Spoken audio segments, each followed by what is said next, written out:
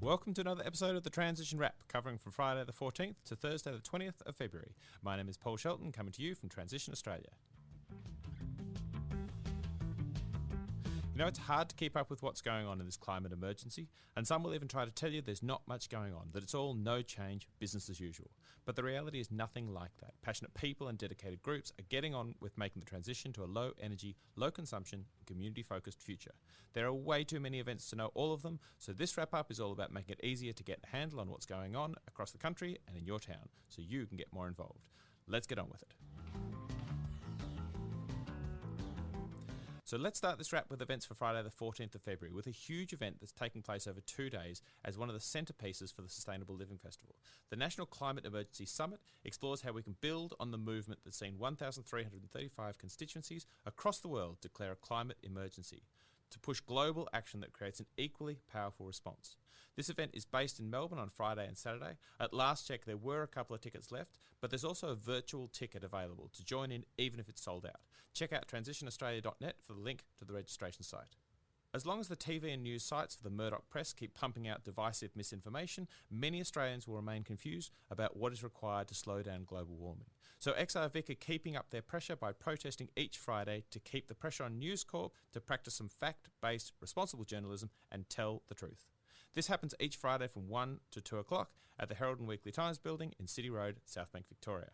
Whilst the bushfires are still going on, the reporting and thankfully the danger has definitely dropped off, but the needs of those affected to feel the solidarity of the community hasn't.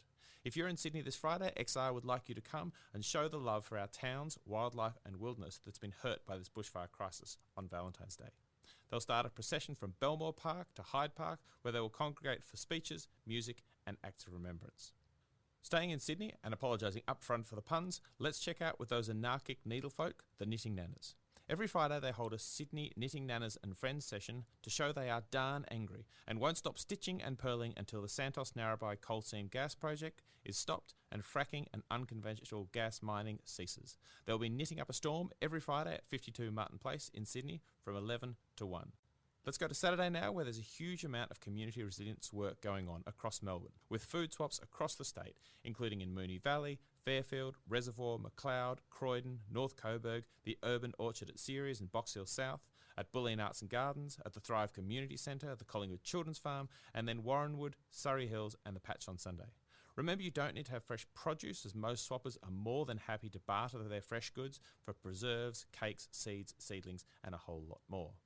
First Nations people have lived in balance with nature for tens of thousands of years, and given our current lack of balance with nature, maybe it's a good time to find out more about Indigenous land management, culturally important endangered species, and how we can work in solidarity to help protect and care for this precious planet. This is an event hosted by the Royal Botanic Gardens as part of the Sustainable Living Festival and invites you to come together with those that care about our Mother Earth to celebrate and learn environmental knowledge and practices from First Nation people.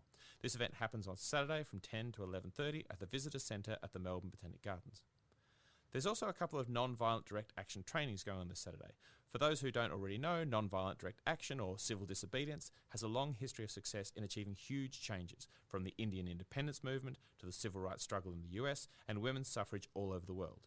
At this half-day workshop, you'll become empowered with the skills and understandings of non-violent direct action so that you can be more powerful in taking climate action now.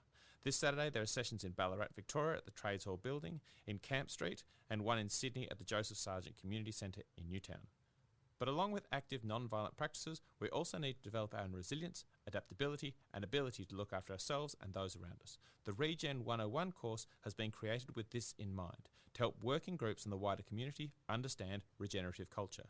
This free workshop, held from 9:30 to 4 p.m. at the Juanita Nilsson Community Centre in Potts Point, will provide experiential and practical information on self-care, burnout prevention and community connection throughout the social movement.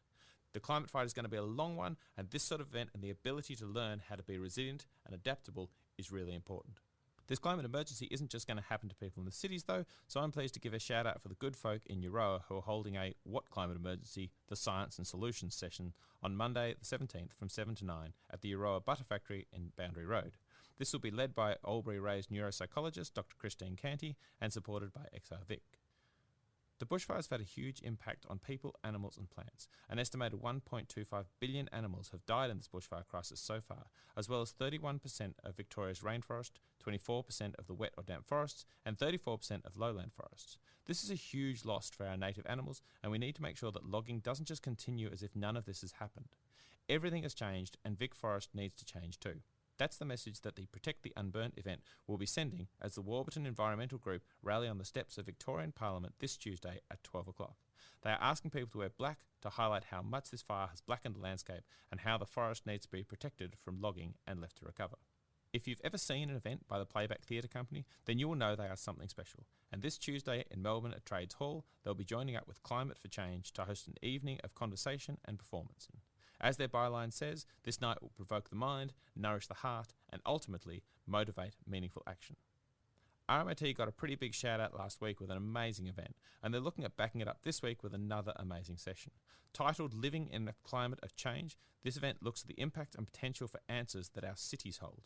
This event will be held at RMIT Building 80 from 5:30 p.m, and more information can be found via Eventbrite. Once this event is finished, it's time to take all that hard-hitting research and your motivation for a better future and head over to something, as Monty Python would say, completely different. Literally across the road at the Collide Theatre, RMIT and the Sci-Fight team will be having a supercharged version of their regular Sci-Fight science comedy debate. The topic of this one, to panic or not to panic. They'll be looking at how a species that made it through the Ice Age, the Black Death, several world wars, and the boy band fad of the 90s may have met its match with the need to respond to climate change. Or has it? Find out at this event that goes from 7 to 9 p.m. at the Collide Theatre. Also backing it up for a third week is the Coalition of Everyone, who are holding their third Mock Citizens Assembly. This one is called Eating Carbon, Regenerative Agriculture in the Climate Crisis. If you haven't met the Coalition of Everyone and the title of last week's session, Democracy Isn't a Spectator Sport, didn't give you enough of a hint, then they're all about looking at how politics can be brought back to its function of leadership and representation for the people of this country. This week, they're looking at the food system and the opportunities we have to repair our industrial approach to growing food. The event kicks off at 6:30 p.m. at the Kathleen Syme Library. I guess Thursday night must be film night this week since there are a host of thought-provoking films across the country. In Melbourne, the Transition Films Festival will be starting off with The Great Green Wall, a movie that follows the journey of Malian musician and activist Ina Modja as she travels through Senegal, Mali, Nigeria, Niger and Ethiopia, following the ambitious project to grow an 8,000-kilometre wall of trees. It screens at the Nova in Carlton on Thursday at 7 p.m. In Sydney, Transition Bondi will be hosting How to Let Go of the World and Love All the Things That Climate Can't Change. This film looks at different places and acknowledges that it may be too late to stop some of the worst consequences, but asks, what is it that climate change can't take away? This happens on Thursday the 20th from 7 to 10 at the Margaret Whitlam Recreation Centre. Whilst in WA, Mundaring in Transition will be showing 2040 the movie. If you haven't seen this yet, this movie is a filmmaker's journey to explore what the future holds for his young daughter. He travels all around to find new approaches and practical solutions to climate change and shows how these might become a reality in 2040. It's an inspiring and very family-friendly movie and is being shown at the Kookaburra Outdoor Cinema in Mundaring, Western Australia on Thursday the 20th. So that's all the time we've got for this week, and that's just a tiny slice of all the events that are going on across the country. If you've got an event that you want some help in promoting, or maybe to get included in future national wraps, then take the 2 minutes to load up the event on the Transition Australia website at www.transitionaustralia.net, because the more events that we can get out into the public ear, the more we change the narrative from no change to no option but change. My name's Paul Shelton. This has been the Transition Wrap. Thanks for listening. I'll see you next week.